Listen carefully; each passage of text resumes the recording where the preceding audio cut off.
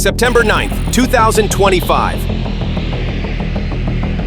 At exactly 7:23 p.m., a 40-year-old Su-24M bomber is performing its final checks for one of its most challenging missions. While the ground crew performs checks with hydraulic jacks, two massive Storm Shadow missiles, each weighing 1,300 kilograms, are locked onto the plane's two wings.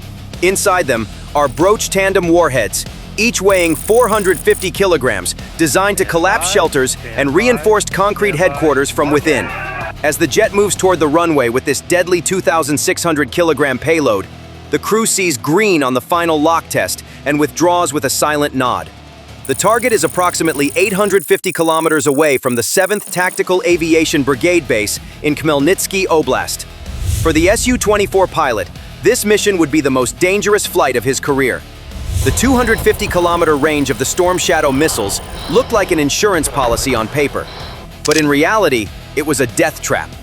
Because the pilot had to launch these warheads, loaded with 450 kilograms of explosives, from a distance of about 15 kilometers to hit the target. And that meant diving into an area heavily protected by Russian air defenses and radars. Nevertheless, the Su-24 shot off the runway like an arrow for a flight of about 35 minutes. A single mistake in the operation would result in a catastrophic defeat for Ukrainian forces. Because at that moment, a huge armored mechanized group from the Russian 41st Army and 20th Corps was preparing for a major offensive in Pokrovsk. Ukrainian pressure along the Pokrovsk-Dobrobilla line had forced a large pocket, putting two Russian regiments in the area under the threat of complete encirclement. The call for support had reached the 41st Army and 20th Division. Behind the front lines, dozens of T-90 tanks, BMP-3 armored combat vehicles, and self-propelled howitzers were gathering for a counterattack toward Pokrovsk, while fuel and ammunition convoys waited their turn to move.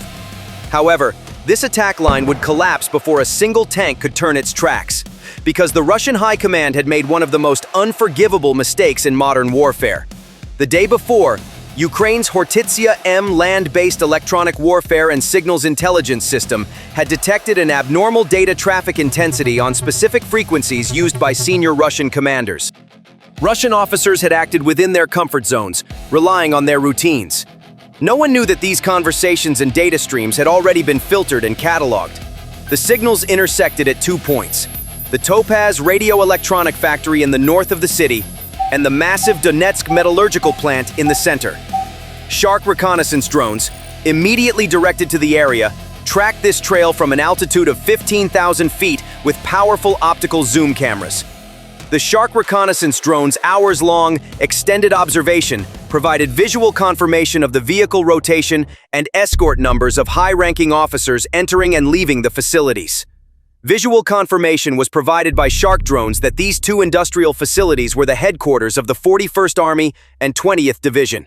Ukrainian forces had also detected the massive mechanized tank convoys' preparations for an attack in this way. However, the way to stop the massive Russian tank convoy was neither to bomb the convoy nor to collide with it on the front line.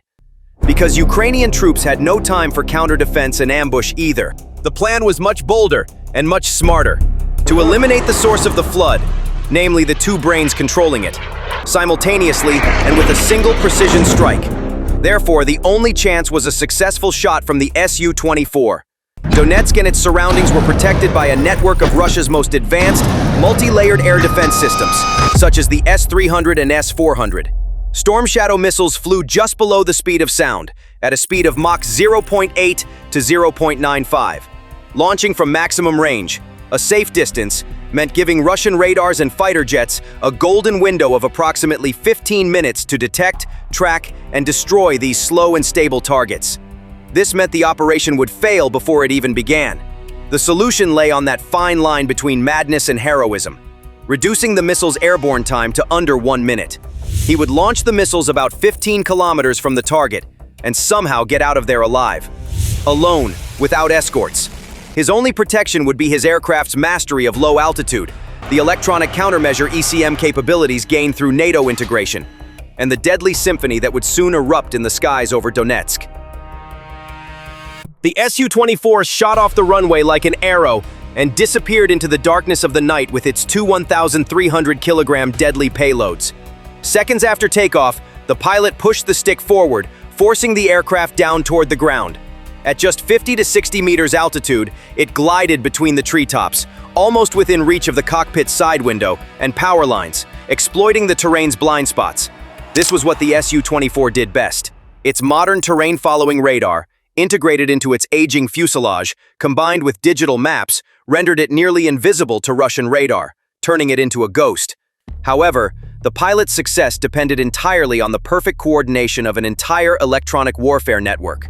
Dozens of drones and the command center in Kiev. Support coordination with the drones to be used for deception and decoying was critical to the operation's success. Various drones had taken off from different secret bases in Ukraine, like pieces of a large orchestra. At the same time, Ukraine's newly developed 3 jet-powered Peklo cruise missiles were also launched. They were not decoys. They were the shock troops that would appear on the scene seconds before the main strike. Their targets were the same as those of the Storm Shadows. 2 were the headquarters of the 41st Army, and 1 was the headquarters of the 20th Division. Their mission was to cause panic and chaos by inflicting initial damage, forcing personnel at command centers into shelters, and most importantly, drawing the Russians' full attention to themselves, buying the Su-24 pilot those invaluable seconds. The Peklo drone missiles were accompanied by a swarm consisting of 15 UJ-26 Beaver and RAM-2X kamikaze drones flying at medium altitude. The mission of this kamikaze swarm was simple: to occupy the radar consoles of the Pantsir and Tor batteries, fill them with false targets, and force the operators to make wrong decisions. 7 of the UJ-26 Beavers in this swarm had a much more specific task. They would target the power distribution cabinets and backup UPS rooms of the radar control centers in the area. The plan was not to create a total blackout, but rather a sectoral blind spot, creating interruptions in the data flow that would last only seconds, but would be of vital importance.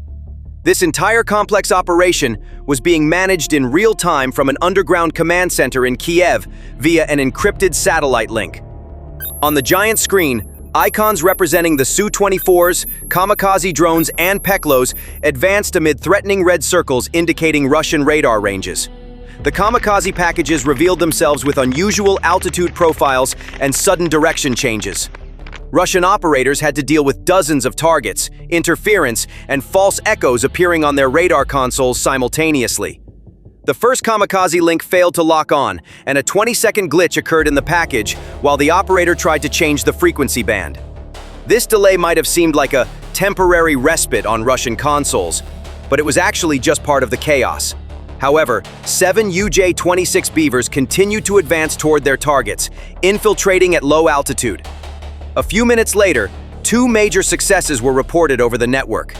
2 kamikaze drones had reached their targets, striking 2 separate radar stations and a command and control vehicle. A momentary gap in the Russian defense network created a blind spot and communication breakdown lasting just over a minute. This was the moment the Su-24 pilot had been waiting for. He dove his aircraft at full speed through this blind corridor. But the danger was not over. A Russian Beriev A-50A WACS aircraft scanning the area from high altitude instantly detected the heat signature emanating from the Su-24's engines despite this momentary blind spot and relayed the data to the nearest S-400 battery. The heart-stopping shrill sound of the radar lock warning sounded in the pilot's headset. In a split-second reflex, he pulled back on the stick, nearly putting the aircraft into a vertical climb to abruptly reduce speed, and simultaneously slammed the chaff/flare button.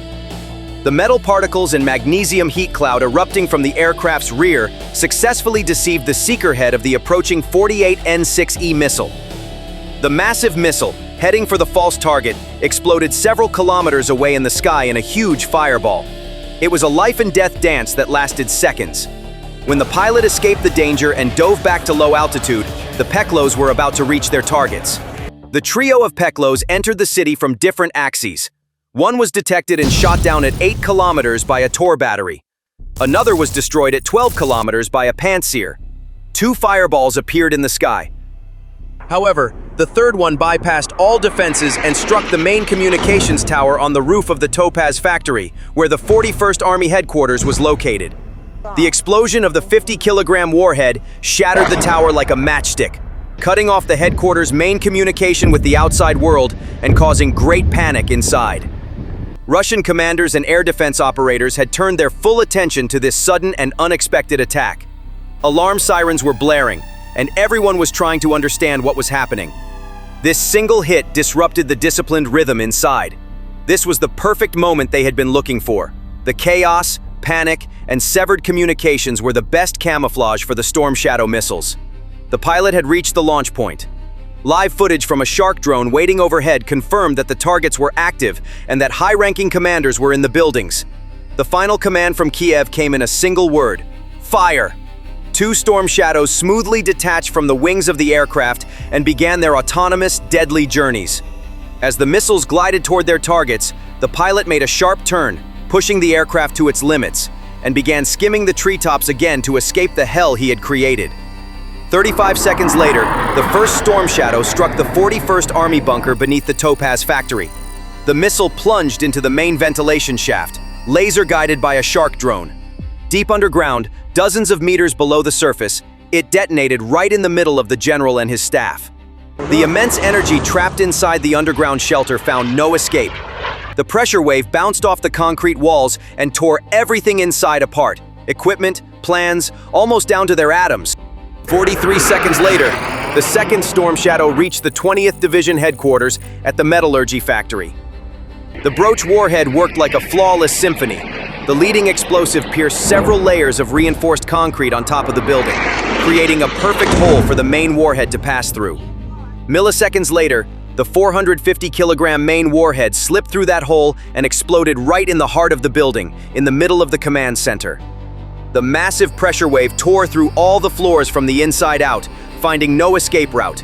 The building's steel skeleton resisted for a moment, then, unable to withstand its own weight, collapsed in a huge cloud of fire, smoke, and concrete dust, taking everything inside with it. The Russian side's initial reaction was to conceal the panic and the scale of the disaster. It was reported that both facilities were quickly surrounded by military cordons formed by Spetsnaz and FSB units. All roads leading to the area were cut off. Debris removal work began under projectors throughout the night, under absolute secrecy. Ambulance and fire engine sirens that did not stop throughout the night, heavy machinery working until morning, and streets closed to traffic with military tape revealed the whole truth. The impact of the attack can be described as Russia's command paralysis. The headquarters of the 41st Army and 20th Division were not only places where orders were given, but also centers where intelligence from the entire front line was gathered, analyzed, and artillery, air support, and logistics flows were directed accordingly. When these centers were destroyed, the Army lost its brain. Troops in the field could not contact their superiors. Phones went silent, encrypted networks collapsed, and the Army reverted to a structure where orders were transmitted on paper, extremely slow and inefficient in the middle of the 21st century. Hourly plans stretched into days. In modern warfare, the effectiveness of artillery depends on the shortness of the time between sensor and strike. The headquarters functioned as centers that processed target information from UAVs and forward observers and relayed it to artillery batteries.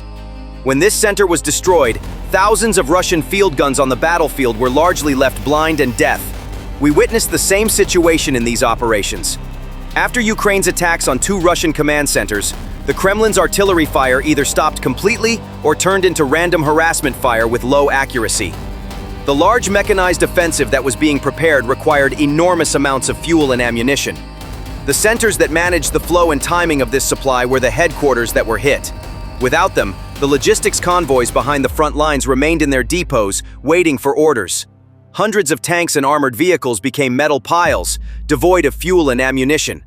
The destruction of these 2 industrial sites, considered the heart of Donetsk and deemed untouchable, created a shockwave within the Russian army and among its collaborators. Even personnel serving in headquarters behind the front lines no longer felt safe. This led to deep mistrust and paranoia among the command echelons. The surviving Russian command elements began to split into smaller, scattered units and constantly change locations. While this made it more difficult to target them, it permanently reduced their command efficiency and coordination capabilities. Meetings at the Russian Army's command center on the Ukrainian front lines became shorter, decisions were delayed, and most importantly, the question of who had targeted them sparked a witch hunt within the institutions. the FSB launched investigations, suspecting a traitor or infiltration within, further undermining the morale and initiative of military personnel. This attack not only stopped a Russian offensive, but also created a golden opportunity for Ukraine to seize the initiative across Donbass. With the Russian front paralyzed and in a state of command vacuum, Ukraine launched its counteroffensive. When the coordination of Russian artillery and air defense broke down, Ukraine's own drones, artillery, and even armored units found much greater freedom of movement on the battlefield. Areas that were previously risky due to Russian counter-battery fire now became hunting grounds for Ukrainian artillery. Russian units, left without command, began to leave gaps in their defensive lines. Ukrainian special forces and small, mobile assault groups infiltrated these gaps, raided Russian rear lines, cut off supply routes, and launched local counterattacks.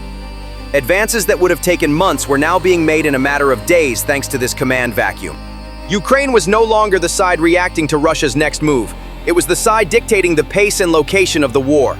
The static trench warfare in Donbass gained the potential to transform into a dynamic maneuver warfare in Ukraine's favor. So this move was not just a story of burning buildings and dead commanders. It marked the dawn of how technology, intelligence, and determination could prevail over brute force. If you want to follow this war not just with numbers, but with strategies, human stories, and deep analysis, don't forget to subscribe to our channel, like this video, and leave your thoughts in the comments below. Remember, war is won not only on the front lines, but also in knowledge and awareness. Thank you for watching.